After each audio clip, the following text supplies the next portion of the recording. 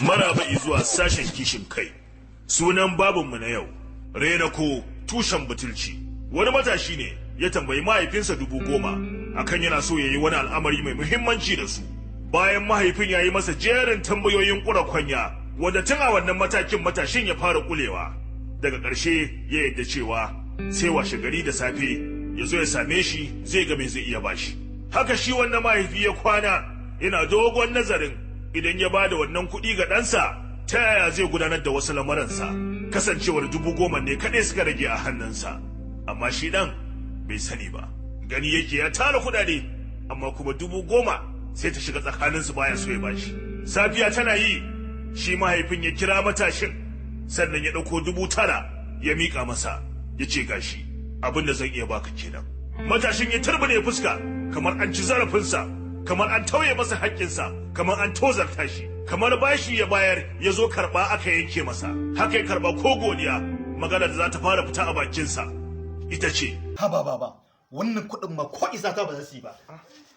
Ka dawo da su in ka yana mara kunyar banza. Wannan matashi ya juya ya tafi yana cika yana batsewa, yana gungunin wasu maganganu wanda ba za ka ce ga abin da yake kokarin faɗa ba. Mahaifiyar wannan matashi tana jin abin da suka yi da mahaifinsa, amma bata ce komi ba. Sai bayan fitar mahaifin ne ta kira matashin, ta ɗauki 2,000 ta bashi, sannan ta ce masa ya yi haƙuri. Ita ma haka take fama da baban nasa, ya dai yi haƙuri kawai ga 2,000 nan ya ƙara ya abin da zai. Nan take fuskar wannan matashi ta cika da murmushi da far'a da farin ciki da jin daɗi. Ya yi godiya sosai ya tashi ya fita. Ya ciro wayarsa, ya hau Facebook, ya hau WhatsApp, ya hau Twitter, ya ɗora jawabi mai cewa na fi kowa more uwa a duniya. Uwata in ba ke ina zan sa kaina? To shi uban fa, wanda ya baka 9,000 a cikin 10,000 da suka rage masa. Sannan daga cikin abin da ya ba mahaifiyarka ta ɗauko 2,000 ita kuma ta baka 11,000 ka samu daga cikin kuɗinsa. Ka manta a dalilin ka yanzu ya fita da 1,000 kacal a hannunsa. Daga ciki zai sa mai, ya sa kati, ya yi abin da ba ka rasa ba. Amma ba zai fito ya nuna maka haka ba, domin shi namiji ne. Namiji baya so a ga gazawarsa, namiji baya so ya cika yawan kokawa, musamman ga na ƙasa da shi. Saboda haka, yana da kyau mu koyi godiya, mu koyi yabawa, mu koyi jinjinawa duk mai yi mana alheri ko mi kankantar alherin da yake mana kuwa, mu koyi gode masa. Wasu tun a tsakaninsa da mahaifansa maza suke kafa ɗambar butulci saboda abin duniya da kuma kwaɗayinta. Su kuma wasu iyaye matan sai su yi amfani da wannan su ƙara shiga zuciyar yaro, shi kuma mahaifin yaro a yi waje da shi. A gwada shi ne bai damu da ɗa ba, a gwada shi ne bai san ɗa, a gwada shi ne bai san ciwon ɗa ba. Wannan ba daidai ba ne. Kuma duk wanda zai iya butulci ga mahaifinsa, ya gwada raina ko ya gwada ba a yi masa, ya gwada ba a yi masa ba, to wannan zai iya butulci ga kowa, lallai a guje shi.